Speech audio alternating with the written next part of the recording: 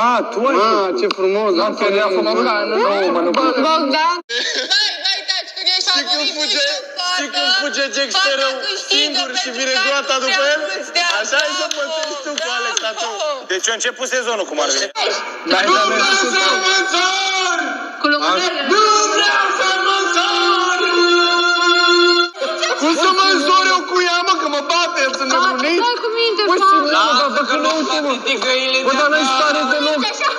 Nu, e mă, cine? Băi, nu te ia pe nimeni. Haide, mă. Hai, pune-te așa, gata. Bă, nu mă însurați, vă rog eu. Hai odată că ne așteaptă Haide. altcineva. Haide. Haide. Scoateți banii. Haideți, vă rog. O iei de soție pe Simona Bracoveanu. Bracoveanu. Nu contează. Ia-o, bă, nesimțitule. Simona! Simona! Ia-o, bă. Ia uite ce scrie pe tăl. Ia-o bă acasă că le-ai adus. Da. Mai zis, da? O iei sau nu iei?